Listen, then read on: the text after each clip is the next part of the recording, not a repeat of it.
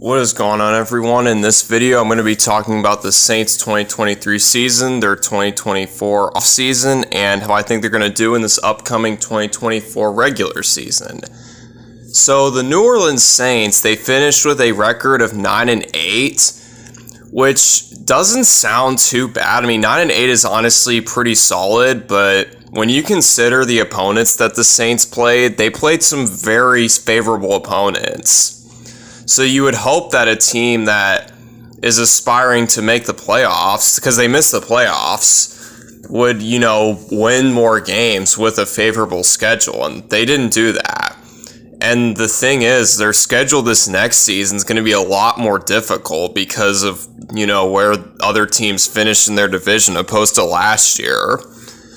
And it's like, if they can't make the playoffs with an easy schedule, I mean, I really don't think making it with the hard schedule is exactly something that I expect.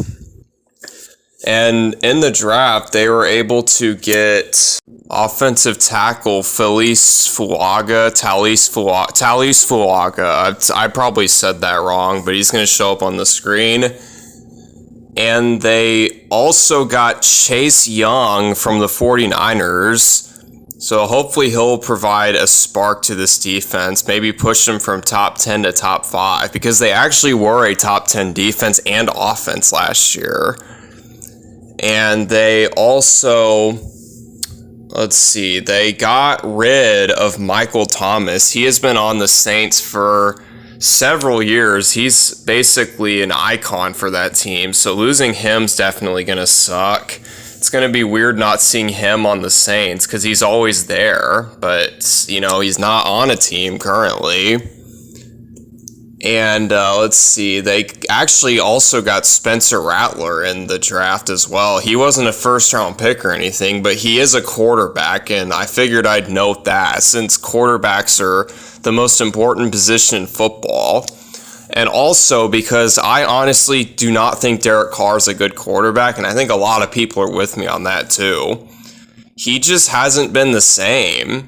His last good season was in 2021 with the Raiders, and ever since then he just, he's been fucking terrible. I can't even, sugarcoat it. He's just not the guy you want to lead your team. He'll have stretches where he'll look very solid. He did that at the end of last season. But at the same time, is it really that impressive considering who they were playing against? Because a lot of the teams that he was, playing well against were some very bad teams. So, you can't really say that, he's going to beat good teams or anything like that, because they really didn't beat any good teams this year. They beat the only teams I can think of that they beat that were good were the Colts. They beat the Colts, and I'm trying to think of who else. I think that honestly might be it, unless I'm missing something. Oh, they beat the Bucs, I guess. They beat them in week 17. So that's two opponents right there that are solid. They weren't amazing, but I mean solid enough opponents to be considered, good. But I mean, I don't know, maybe Saints fans can correct me, but I'm pretty sure those are the only two I can think of. There might be some other ones I'm forgetting. If I do, I apologize, but I don't know. I'm not the biggest Saints fan, so I wouldn't be the one to know. And let's see. Their head coach, Dennis Allen, in my opinion, should have been fired after last season. I mean, I'm assuming the reason they didn't fire him is because they looked at the fact that they went 9-8, had a top 10 offense and a top 10 defense, and decided to give him another shot. And it also doesn't help that Derek Carr was playing better at the end of the season. So they must have got this false sense of security that they're going to start off hot like they were ending last year, which, I mean, I don't want to say that's the worst thing to do, but at the same time, you have to be realistic. You're not going to play as well against better teams as you did against those poor teams that he was beating the shit out of and having great games against. So it's I don't know. I kind of get why they did it, but I personally would have fired him and probably tried to find another quarterback too, which maybe Spencer Rattler's going to try and be the next guy up. Because if Derek Carr doesn't play well for the first few games, they should honestly consider giving him starts. I mean, he is a rookie, so I wouldn't throw him in there or anything like that, but just something to think about. Like, maybe he plays the last few weeks of the season or something like that. It's kind of like what Patrick Mahomes did in his rookie season. I don't know. It's up to the Saints what they want to do about that, but they just need to figure out what they're going to do about their QB situation, because I think it's very safe to say Derek Carr is not the answer. He's like a Band-Aid that's not even really working that well, to be honest. Band-Aid that's fell in the pool or something. It's something useless that they're trying to say is useful, even though it is not anymore. Kind of a bad analogy, but you get the point. If you are still watching, I'm assuming you probably get what I'm trying to say. I think Derek Carr sucks, and eventually they'll need to figure out how to replace him. If that's Spencer Rattler, if that's, I don't know, Arch Manning, if somehow he falls to him in like some draft that he's in. I don't even know what class he's in, but if the Saints are bad enough, maybe they'll get him. But that's another problem I have with this team. I mention this all the time, but they're in the mushy middle. And mushy middle is the worst possible situation to be in my opinion, for an NFL franchise. Because you're not bad enough to get good draft picks, and you're not good enough to really make the push in the playoffs. So, like, what the hell do they do? I mean, you can't really hate on them for trying to push for the playoffs, which is what I'm assuming they're trying to do, because ever since Drew Brees and Sean Payton left, it's like, this team doesn't want to do a true rebuild. They want to just keep pushing shit back, and that's kind of costing them. It's costing them opportunities to rebuild the roster and find some, players in the draft that they would have available if they were to rebuild. So it's just like, what? I don't know what this team's direction is. I really don't, because it's like, I think if they're lucky, they'll make the playoffs, but even if they do make the playoffs, they'll win at maximum one playoff game. There's no way they're going to make it past the divisional round. Even making it there is like a very tall task for this team, which, I mean, I'm sure it is for a lot of teams, but that's mostly because you've got teams rebuilding that are not expected to make the playoffs. Like, you got the Panthers, the Cardinals, the Broncos, so all those teams that you don't expect to make the playoffs or anything like that. But the thing is, I mean, they're going to have worse records, so they're going to have a better draft selection. So it's like, kind of makes up for it. And plus, you also don't have to worry about paying talent as much as the Saints do, because the Saints have very good players. They've got guys like Marshawn Lattimore. Alvin Kamara is not a horrible running back. I think he's a little overrated, but I don't think he's a bad running back per se. They've got, I guess, Chase Young now. He's not like super good, but he is going to provide a spark for them, in my opinion. And probably forgetting a player or two. Or no, Cameron Jordan, he's really good too. I almost forgot to mention him. So it's like, they have all these guys that they probably should be releasing, but they're not, because they don't want to admit that they need to rebuild. And until they figure that out, they're going to just keep doing the same thing every year. They're going to have they're going to be between 6 and 10 wins, not bad enough, but also not good enough. So it's like, they're just stuck, and they don't want to admit that they're stuck, because, I mean, it sucks. A lot of teams don't want to admit this, because the Saints are definitely not the only team in this situation. But, if you're in that situation, you got to get yourself out. You can't just keep digging a bigger and bigger hole, because I think eventually it's just going to crash and burn. And it's like you might as well just cut the cord now and accept the fact that you're not going to make a Super Bowl with this roster and go from there. Because the longer you wait, the shorter time you have to develop players that they do have. Like they have Chris Olave. He's a young player that could win a Super Bowl if he was on a team because of his talent. I mean, he is a Super Bowl caliber player in my opinion. I mean, he's not like the best receiver in the league or anything like that, but the thing is you don't need to have the best receivers. You just need to have like a top 10 quarterback, a top 10 defense. The Saints have one of those. They definitely don't have a top 10 quarterback. They have a top 10 defense. They've got a top 10 offense, arguably, next season. I don't know how they're going to do because, harder schedule and all that. So I think their top 10 thing is going to be worse because of who they're playing.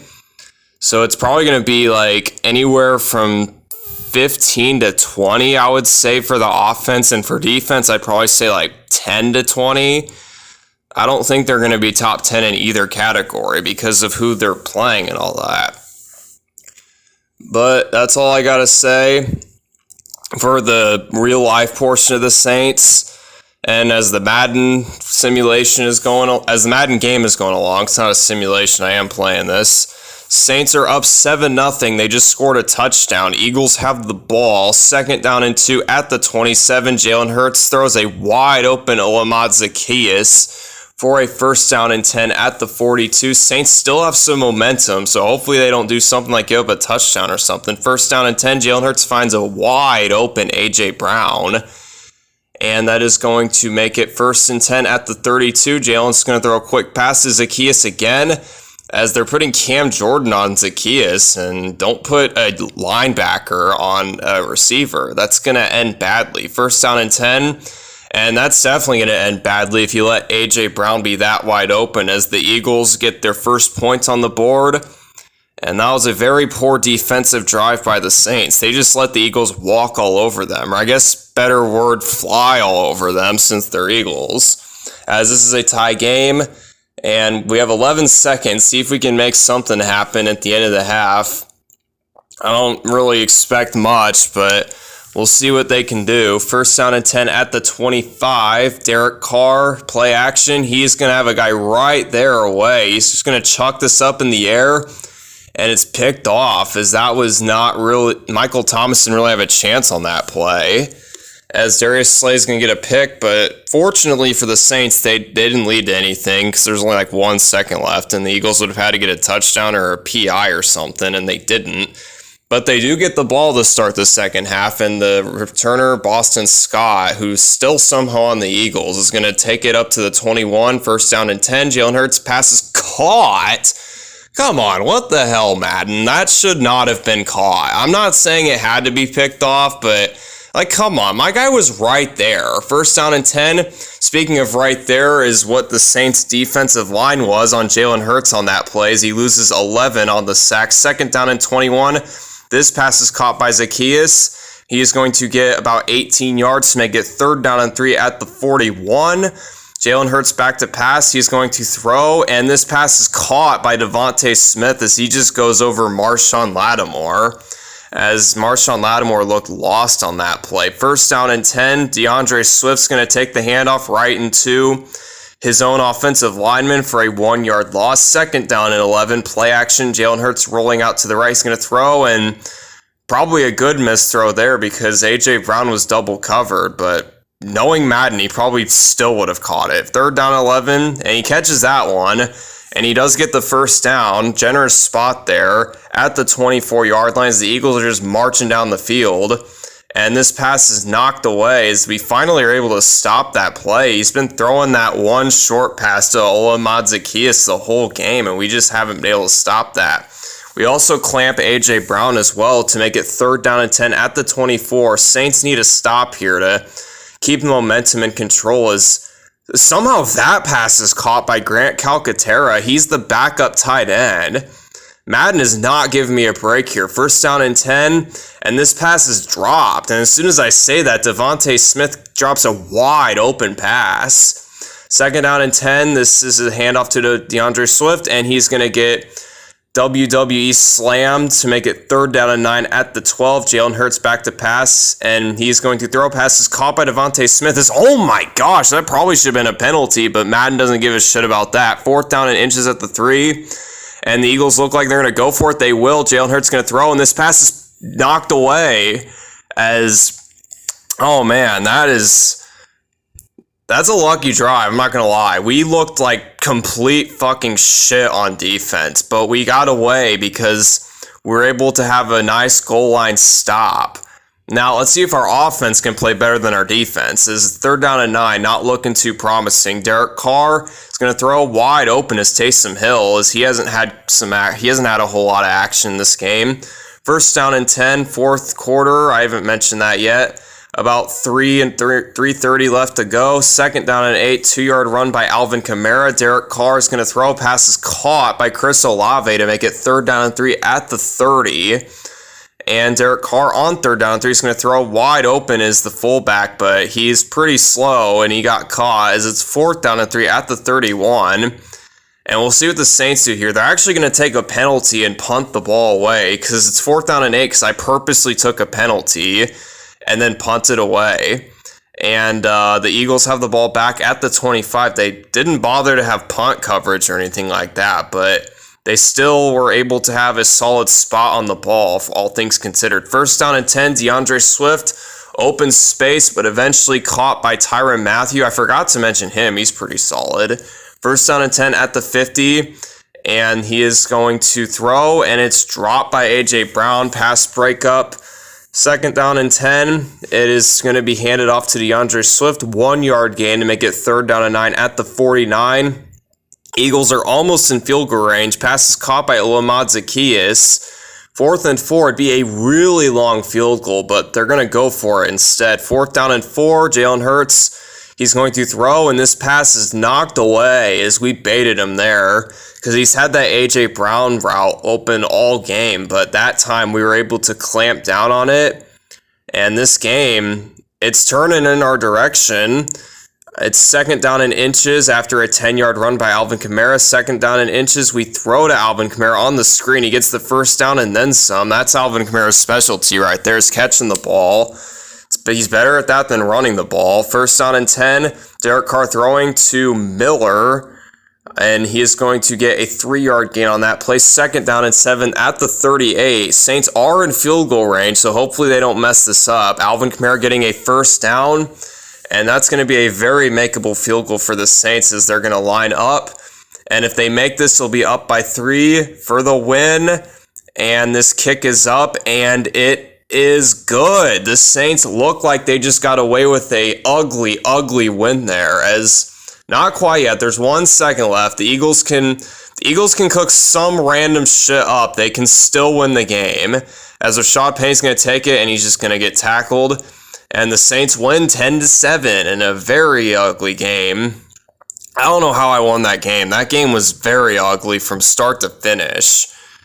Like, we had like 1 good drive in that game on offense, and our defense just kept getting bailed out by, generous, spots and costly touchdown drops by the Eagles. It's like the worst win ever, I feel like. Like, a win's a win. I'm not going to complain about that. And we beat the Eagles. I never beat the Eagles ever in Madden, so it felt good to beat them. But it doesn't feel like a win, but it is. So I guess we'll celebrate a little bit. And we'll look at the stats here. Looks like Darius Slay had a pick. We didn't get any turnovers or anything like that either. Just the Eagles undoing still. I mean, the drop pass in the end zone is probably the only reason we won that game. And I mean, it also was very helpful that we got them to a situation where they had to go for it. Well, they didn't have to go for it on fourth down, but it was favorable for them to do it, and they just didn't get it. They couldn't convert the crucial fourth downs or anything like that. So we aren't very good, but we are clutch, and we clutched this game up. So I will credit the Saints for that. They played very clutch football at the end. And that's going to do it for this video. Thank you so much for watching if you've made it this far into the video. And my next video is going to be on the Seattle Seahawks, and I will see you next time.